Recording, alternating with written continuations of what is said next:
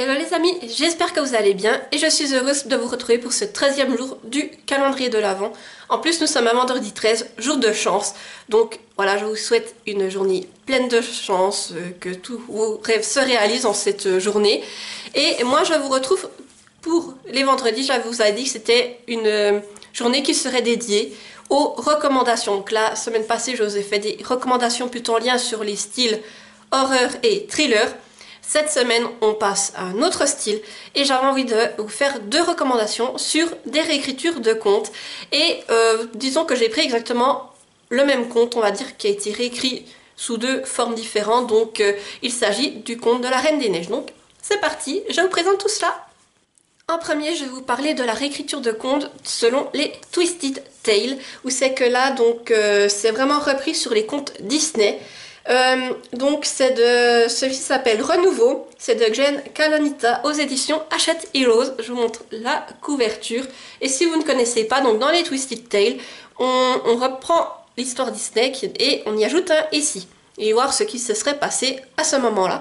Donc là pour la Reine des Neiges, c'est et si Anna et Elsa ne s'étaient jamais rencontrées. Donc je vais vous lire le résumé. Elsa est une jeune princesse pleine d'espoir, promise au trône d'Arendelle. Mais une question ne cesse de la hanter. Pourquoi a-t-elle toujours eu la sensation étrange qu'une part essentielle d'elle-même lui manquait? Après la mort inattendue de ses parents, Elsa est contrainte de trouver des réponses plus rapidement qu'elle ne l'imaginait. Mais quand de mystérieux pouvoirs commencent à se manifester, des bribes de souvenirs remontent à la surface de sa mémoire. Des souvenirs provenant de son enfance, qui semblent avoir été effacés comme par magie.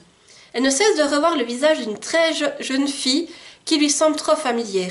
Déterminée à combler le vide qu'elle a toujours senti en elle, Elsa se met en marche et entame un voyage éprouvant à travers le royaume des glaces pour retrouver la princesse disparue. Ceci n'est pas l'histoire de la Reine des Neiges telle que vous la connaissez. C'est une histoire de famille, de sacrifice, d'amour. Une histoire où seul un détail peut tout changer. Voilà, donc moi je l'ai lu, j'avais bien apprécié. Alors pour ceux qui ont l'habitude de lire des Twisted Tales, il y en a qui s'éloignent beaucoup du fil conducteur, donc de l'histoire principale. Celui-ci en reste quand même assez proche, mais je trouvais qu'il était agréable par le fait que les 2 sœurs soient séparées, la manière dont elles vont se retrouver, et de voir comment Anna et Elsa évoluent de cette manière, parce qu'Anna évolue dans un contexte totalement différent qui n'a rien à voir avec le trône, où est sa sœur Elsa, et elle ne sait pas du tout qu'elle a une sœur par conséquent. Donc j'avais trouvé ça assez sympathique. C'est une lecture qui fait un peu plus de 300 pages. Donc on suit le point de vue de chacune des sœurs. Je trouve que c'était intéressant. Et l'écriture est quand même de taille standard et assez aérée. Voilà, si j'arrive à vous montrer. Voilà. Mais je sais que ça va être un Twisted Tale que j'avais bien apprécié en plus pour la période hivernale. La Reine des Neiges, quoi de mieux? Et je le garde parce que quand même la Reine des Neiges je l'ai beaucoup aimé. Après ça ne fait pas partie de mes Twisted Tales préférés, mais je pense que c'est agréable pour tous ceux qui aiment les réécritures de contes. Celui-ci devrait vous plaire et puis comme je vous dis, moi en tout cas j'avais passé un bon moment de lecture même si ce n'est pas mon préféré. Ensuite j'avais envie de vous parler d'une autre écriture de conte, donc là toujours en lien avec la Reine des Neiges, mais cette fois plus proche du conte d'origine. Et là j'avais envie de vous parler d'Animal, donc là on est sur le tome 2, La prophétie de la Reine des Neiges de Victor Dixon, et c'est aux éditions Gallimard Jeunesse. Donc là pareil, vous êtes sur une réécriture de conte en lien avec la Reine des Neiges, voilà. Je montre la couverture et je vais vous lire le résumé du tome 1 pour ne pas vous spoiler celui-ci. Donc le résumé du tome 1 était également une réécriture de conte. Donc là vous êtes pas vraiment sur 2 réécritures de conte mais plus en lien avec le conte d'origine comme je vous disais. Et le tome 1 se nomme La malédiction de Boucle d'Or. Et là on est donc sur une réécriture de Boucle d'Or et les 3 ours. Donc je vous lis le résumé. Et si le conte le plus innocent dissimulait l'histoire d'amour la plus terrifiante? 1832. Blonde, 17 ans, orpheline, vit depuis toujours dans un couvent entouré de mystères. Pourtant, pourquoi les sœurs l'obligent-elles à couvrir ses cheveux blonds et à cacher sa beauté troublante derrière des lunettes noires? Qui sont ses parents et que leur est-il arrivé? Quelle est la cause de ces évanouissements fréquents? Blonde est différente et rêve de se mettre en quête de vérité. Alors qu'elle s'enfuit du couvent, qui remonte le fil du passé, elle se découvre un côté obscur, une part animale. Il y a au cœur de son histoire un terrible secret.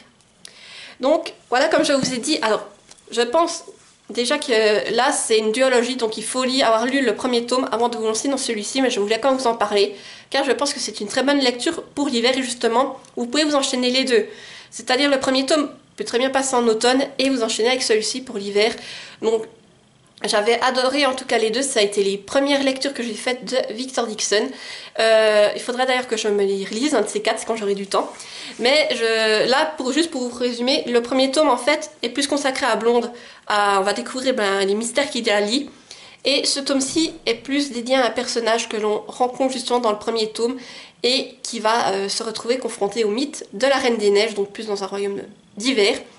Et moi j'avais beaucoup aimé aussi bien l'un que l'autre. Et voilà, celui de Conte-ci, comme je vous dis, ça se passe vraiment au milieu de l'hiver, tout ça. Et en tout cas, j'avais passé un agréable moment de lecture et c'est pour ça que je pense qu'il peut être idéal pour cette période. Et voilà, moi en tout cas, j'avais beaucoup aimé, comme je vous dis, les écrits de Victor Dixon, je les ai appréciés. Ça en plus, ça a été ma première lecture. Je me rappelle que j'étais à fond dedans. Alors le premier tome, je sais plus combien il fait, après je l'avais en poche, alors c'est dur de comparer entre les deux vu que celui-là c'est le grand format. Mais il me semble que c'était des lectures quand même de taille moyenne, on va dire. Et là, pour le tome 2, alors on est sur un livre qui fait 400, un peu plus de 400 pages. Et c'est écrit quand même assez grand et assez aéré, si je vous trouve juste un début de chapitre, voilà. Mais je sais que j'avais vraiment adoré. Puis si vous cherchez plus une réécriture en lien avec la Reine des Neiges, mais la version du conte d'origine, je pense qu'il faut plus vous tourner vers Animal. Et comme je vous dis, ces écrits-là de Victor Dixon, j'avais vraiment adoré et je vous en ai pas beaucoup parlé jusqu'à présent. Donc c'était l'occasion de les mettre en avant. Et moi, comme je vous dis, si j'avais plus de temps, parce que avec tout ce que j'ai à lire, c'est compliqué, mais si j'avais plus de temps, je me relirais cette duologie parce que je sais que je l'avais vraiment adorée. Et voilà, j'arrive au bout de cette vidéo, j'espère qu'elle vous aura plu. N'hésitez pas à me dire en commentaire si vous avez lu ces livres, si vous les avez adorés ou bien ce que vous en avez pensé. Si vous avez éventuellement d'autres recommandations de livres qui parlent également de la Reine des Neiges mais réécrite, on va dire. Et si vous êtes trop timide pour laisser un commentaire, vous pouvez toujours me mettre un emoji. Donc là, vous pouvez me mettre un flocon de neige, de la glace si vous trouvez, vu qu'on est sur la Reine des Neiges, le conte. Donc voilà, laissez aller votre imagination. Sinon, comme d'habitude, mettez-moi un petit pouce en l'air pour soutenir la vidéo, activez la petite cloche pour ne pas rater celles qui vont suivre et surtout abonnez-vous, c'est très important et ça fait toujours plaisir. Et voilà, je vous dis du coup à demain et portez-vous bien. Bye bye!